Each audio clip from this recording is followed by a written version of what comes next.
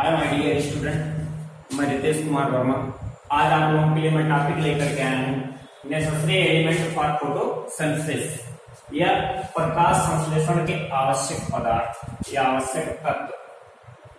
प्रकाश संश्लेषण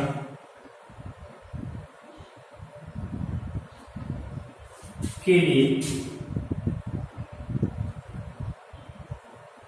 लिए आवश्यक तत्व। प्रकाश संश्लेषण में किन किन तत्वों की आवश्यकता होती है, आज हम आप लोगों को इसके बारे में बताएंगे। इसके पहले टॉपिक में आप लोगों को बताया गया था कि फोटोसिंथेसिस प्रोसेस मैकेनिज्म किस प्रकार से होता है फोटोसिंथेसिस का, तो उसके बारे में आपको हमने पहले बताया था।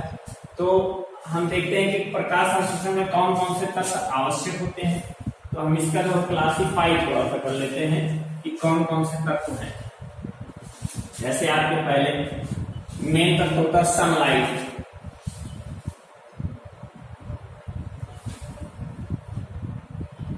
सनलाइट, क्लोरोफिल,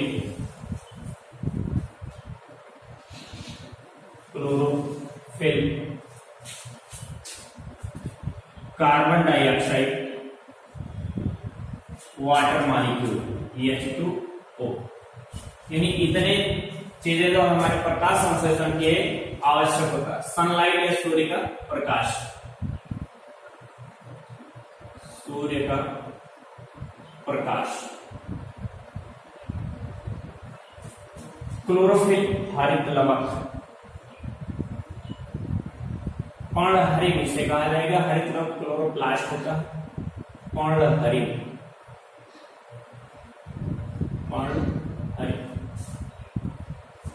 कार्बन डाइऑक्साइड का कार्बन डाइऑक्साइड है,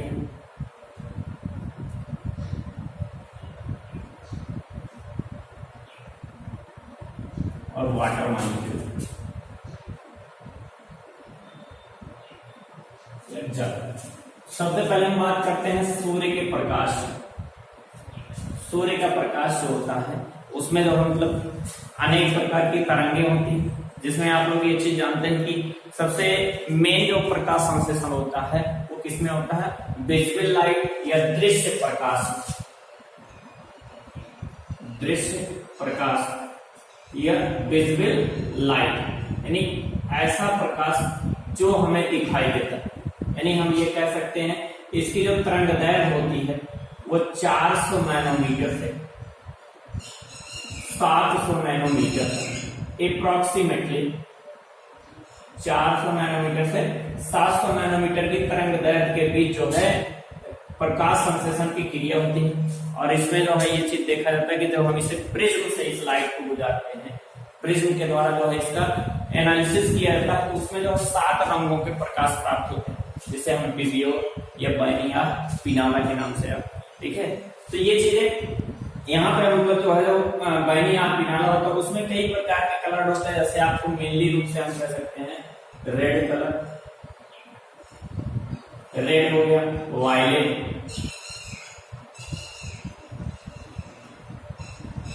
और भी मान लीजिए आपके येलो, ग्रीन, तो ये सब लाइट होते हैं। लेकिन हमारा जो फोटोसिंथेसिस होता है सबसे हाईएस्ट, सबसे अधिकतम, ठीक है, आपका किस लाइट में होता है, रेड लाइट, ठीक है। सबसे अधिकतम फोटोसिंथेसिस का जो प्रोसेस होता है, प्रकाश संश्लेषण जो होता है वो किस लाइट में होता है, रेड लाइट में। और उस प्रकार से अगर रंगों की बात की जाए तो उस प्रकार से सबसे कम जो होता है वो ग्रीन में होता है।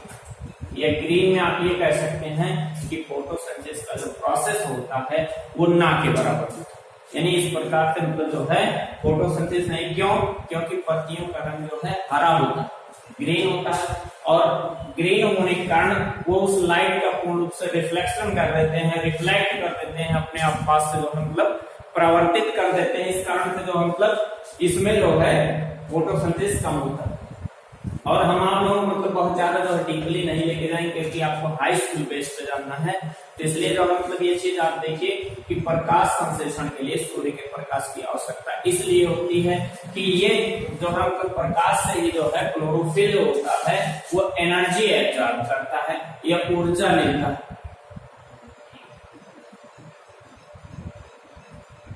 ऊर्जा प्राप्त करता है। और ये ऊर्जा हमने आपको बताया कि सबसे अधिकतम ऊर्जा किससे मिलती है, रेड लाइट से मिलती है। दूसरा पॉइंट हम देखते हैं पर्णहरित या क्लोरोफिल। क्लोरोफिल जो होता है ये क्लोरोप्लास्ट में, क्लोरोप्लास्ट के अंदर उपस्थित होता है। यानी क्लोरोप्लास्ट में दो पार्ट आपको मिलते हैं, एक ग्रेना भाग मिलता है और एक स्ट्रोमा।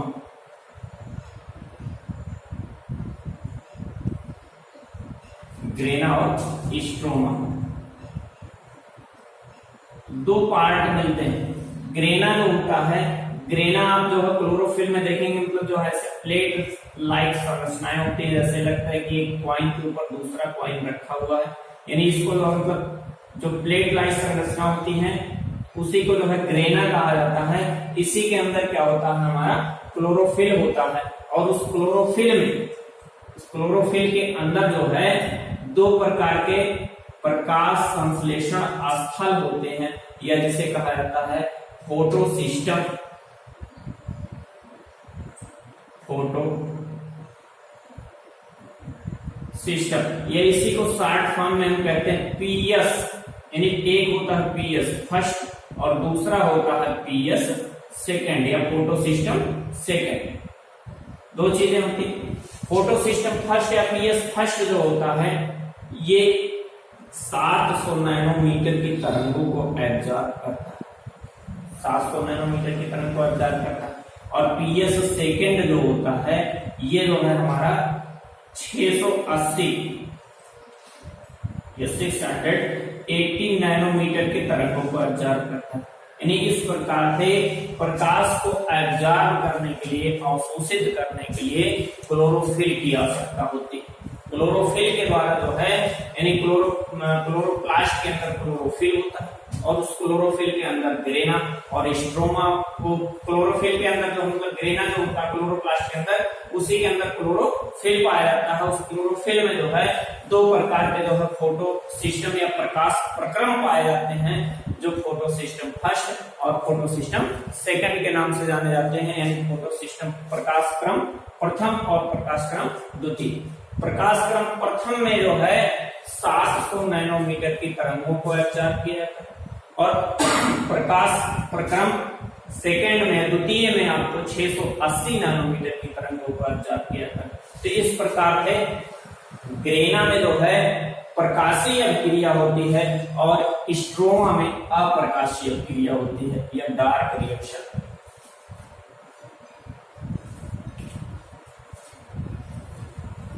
जैसा कि हमने आपको जो फिजियोलॉजी जो मैकेनिज्म था फोटोसिंथेसिस का, उसमें आपको हमने बताया था ग्रीन रिएक्शन को हिल नामक साइंटिस्ट ने खोजा था, इसलिए उसे हिल रिएक्शन भी कहा गया। और जो है डार्क रिएक्शन को जो है ब्लैकमैन नामक साइंटिस्ट ने खोजा था, इसलिए इसे ब्लैकमैन रिएक्शन भी कहा जाता है, डार्क रिएक्शन कहा जाता है।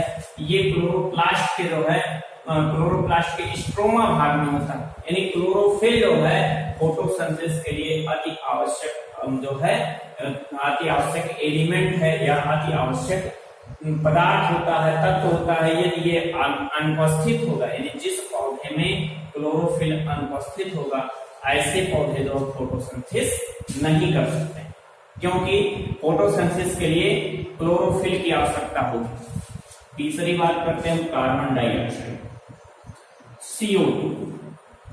CO2 जो प्लांट में अवशोषित होता है, पौधों में जो एब्जॉर्ब या प्लांट एब्जॉर्ब करते हैं, वो एटमॉस्फेयर से लेते हैं और एटमॉस्फेयर में CO2 का जो परसेंटेज होता है 0.03% इतने परसेंट में हमारे एटमॉस्फेयर में जो है कार्बन डाइऑक्साइड उपस्थित होता है। तो इस कार्बन डाइऑक्साइड से जो है इसी में से पौधों के द्वारा, पौधों में उपस्थित स्टोमेटा, स्टोमेटा, या जिसे रंध्र कहा जाता है। रंध्र के द्वारा पौधे कार्बन डाइऑक्साइड अवशोषित करते हैं, और कार्बन डाइऑक्साइड अवशोषित करने के बाद ये उस कार्बन डाइऑक्साइड को फिक्स करके कार्बोहाइड्रेट का फॉर्मेशन करते हैं। CO2 का फॉर्मेशन, CO2 नहीं, C6H12O6, यानी जिसे हम फूड मटेरियल कहते हैं, भोज्य पदार्थ कहते हैं या भोजन कहते हैं। भोजन को जो है ये ग्लूकोज के रूप में, किस रूप में, ग्लूकोज के रूप में निर्मित करते हैं। यानी इस प्रकार से कार्बन डाइऑक्साइड के बिना पौधे में ग्लूकोज का निर्माण नहीं हो सकता। अगला हमारा वाटर मॉलिक्यूल है। वैसे वाटर मॉलिक्यूल, अगर आप ये चीज कहें कि जल जो होता है ये जो है पूरे इस पृथ्वी, ठीक है, इस पृथ्वी का यूनिवर्सल सॉल्वेंट है। यानी पूर्ण रूप से आप ये कह सकते हैं, यूनिवर्सल का मतलब होता है सार्वत्रिक घुलनशीलता रखने वाला तत्व। यानी जल में जो है कोई भी पदार्थ होता है, अधिकतम पदार्थ, सभी नहीं, अधिकतम पदार्थ इसके अंदर घुल जाते हैं। ठीक है, जो अधिकतम पदार्थ घोलने की क्षमता रखता है उसी को जो है एक प्रकार से मान लिया गया कि यानी ये सब कुछ जो है घोल सकता है, इसलिए सार्वत्रिक जो है मतलब सब कुछ घोलने वाला विलायक भी कहा जाता है या यूनिवर्सल सॉल्वेंट कहा जाता है। दूसरी चीज कि पौधों के जो है कोशिकाओं का जो प्रोटोप्लाज्म होता है,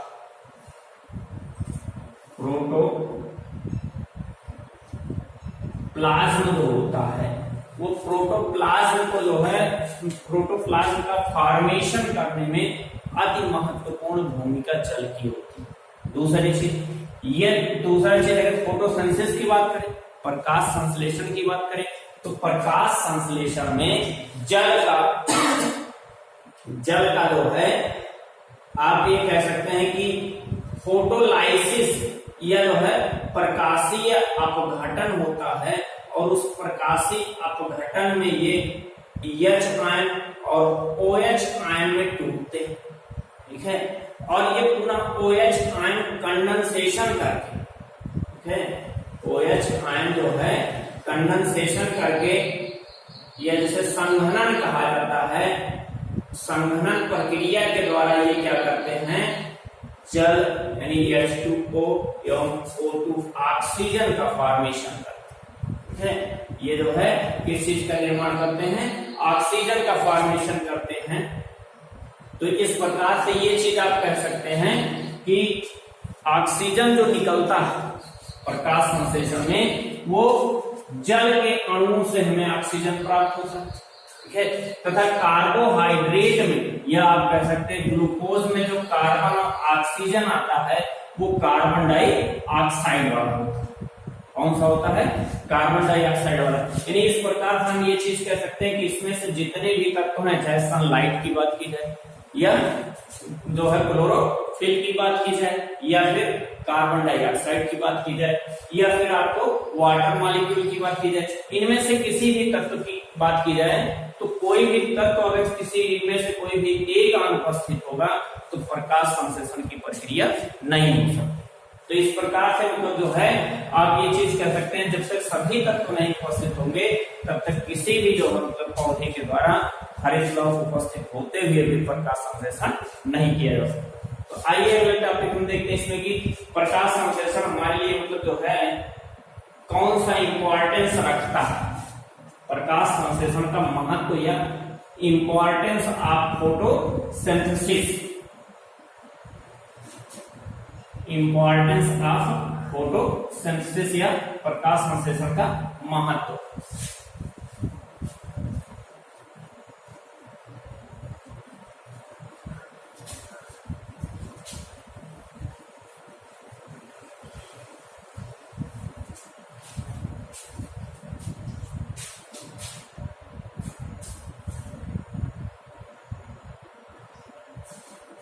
Importance of photosynthesis या प्रकाश संश्लेषण का, प्रकाश संश्लेषण का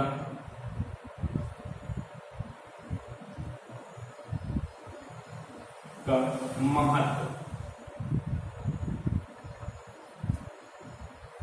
हमारे यह सभी जो है जीवों के लिए जो है प्रकाश संश्लेषण का क्या महत्व होता है, इस टॉपिक के बारे में जो है थोड़ा सा चर्चा करते हैं।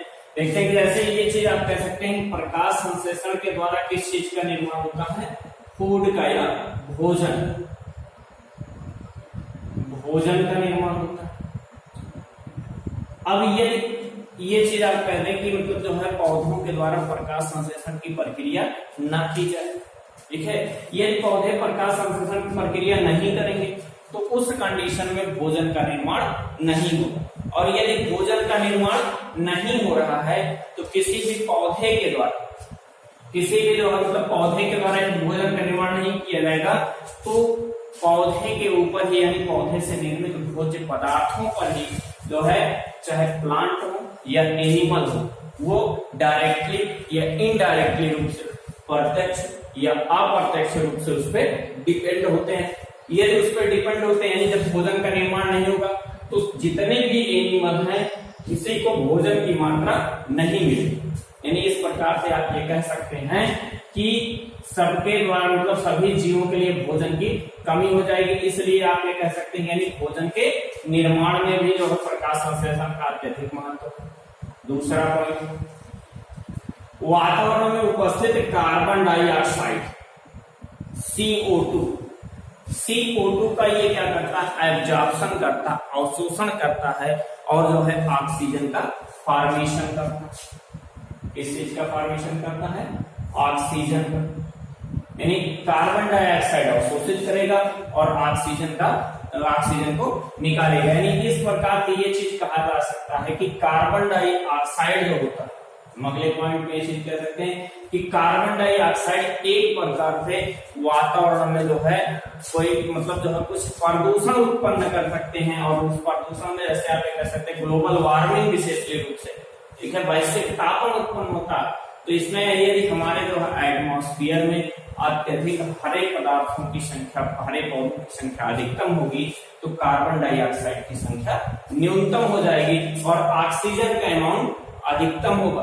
यानी इस प्रकार से हम ये कह सकते हैं कि जो हमारा एटमॉस्फेयर, जो हमारा पर्यावरण है, उसमें से ये जो है कार्बन डाइऑक्साइड को अवशोषित करेंगे और ऑक्सीजन निकालेंगे। यानी कहने का मतलब एटमॉस्फेयर को प्योर करते हैं या शुद्ध करते हैं।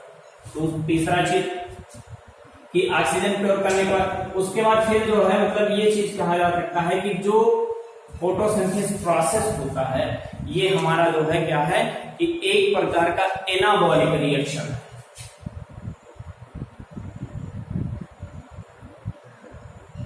एक प्रकार का एनाबॉलिक या जिसे उपचय कहा जाता है।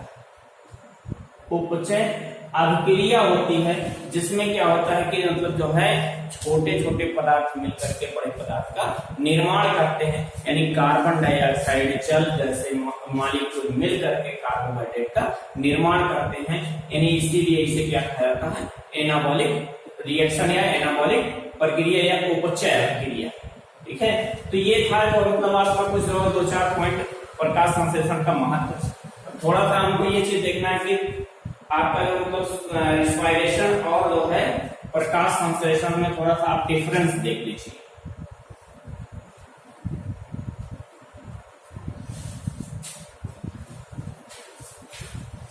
प्रकाश संश्लेषण और श्वसन में जो है अंतर।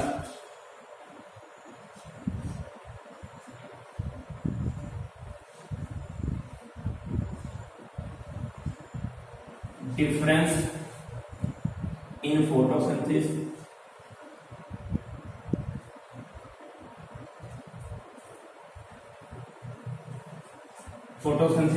and respiration।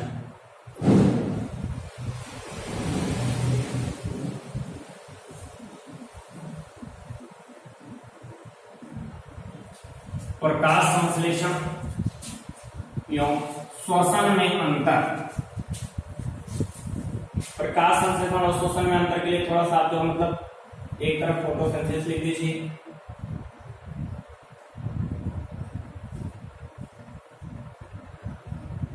प्रकाश संश्लेषण, प्रकाश संश्लेषण, और दूसरी तरफ लिख दीजिए रिस्पायरेशन,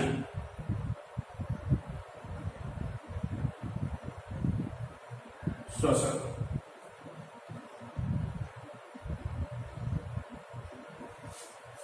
प्रकाश संश्लेषण श्वसन में अंतर, जैसे आप पहला प्रोसेस कह सकते हैं, प्रकाश संश्लेषण में जो है कार्बन डाइऑक्साइड का प्रयोग होता है और ऑक्सीजन का जो है निष्कासन, ठीक है।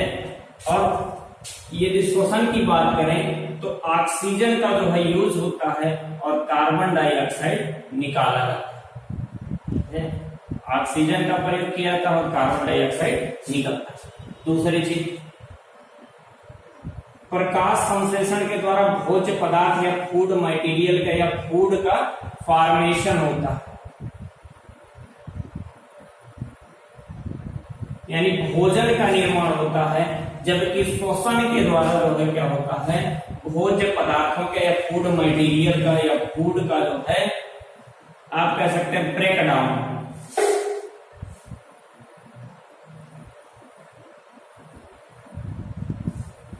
ब्रेक डाउन या टूटना, यानी भोज्य पदार्थ जो है छोटे छोटे पार्ट में टूटते हैं, या इनका क्या होता है ऑक्सीडेशन होता है, इधर जो मतलब फॉर्मेशन होगा इधर ऑक्सीकरण होगा, यानी जो है ये छोटे छोटे मॉलिक्यूल में टूटेंगे।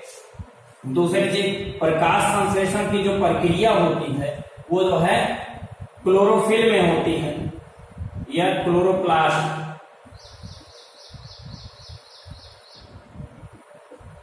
क्लोरोप्लास्ट में होती है, और जो श्वसन की प्रक्रिया होती है वो साइटोप्लाज्म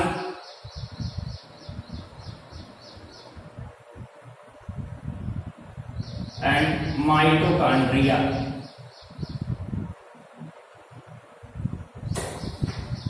यानी क्लोरोप्लास्ट का मतलब ये कह सकते हैं ये हरित लवक में होती है, हरित लवक के अंदर होती है, और ये जो है मतलब कोशिका द्रव्य या कोशा द्रव्य एवं माइटोकॉन्ड्रिया,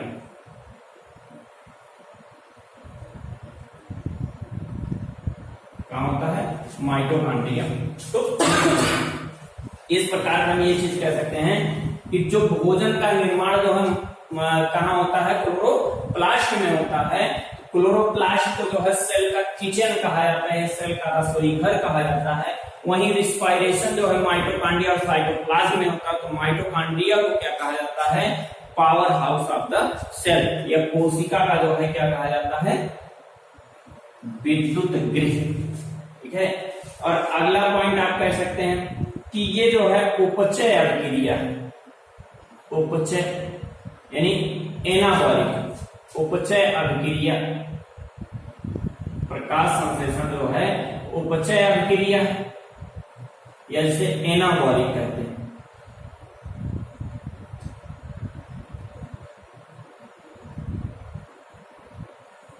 एनाबॉलिक रिएक्शन यानी यहाँ पे कार्बन डाइऑक्साइड, वाटर मॉलिक्यूल इन सबके मिलने से ग्लूकोज का निर्माण होता है। और इधर हम ये कह सकते हैं ये अपचय अभिक्रिया होती है, अपचय या जिसे कहते हैं कैटाबॉलिक।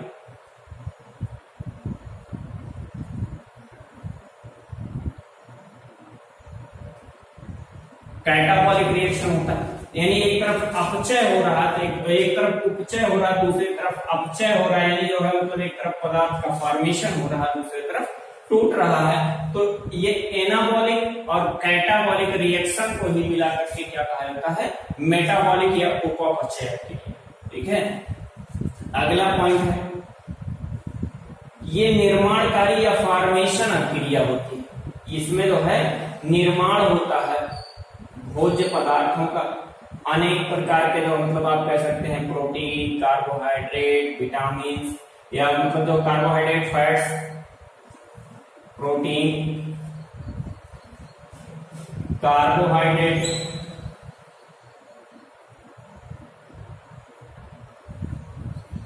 फैट एक्सेट्रा, इसका फॉर्मेशन होता है। इधर इन सबका जो है कंबशन,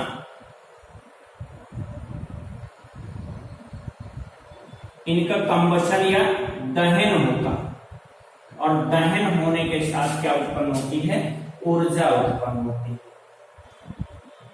यहाँ ऊर्जा को जो है कलेक्ट किया जाता है और यहाँ पर ऊर्जा को उत्पन्न करके जो है वर्क में यूज किया जाता है। तो इस प्रकार से ये कुछ पॉइंट आपके जो मतलब फोटोसिंथेसिस और रेस्पिरेशन में जो है डिफरेंशिएशन थे या अंतर था। तो इस प्रकार से मतलब जो है फोटोसिंथेसिस प्रोसेस यहीं तक समाप्त होता है। अगला नेक्स्ट टॉपिक आप लोगों के लिए लेके आएंगे हम nutrition in animal. Thank you.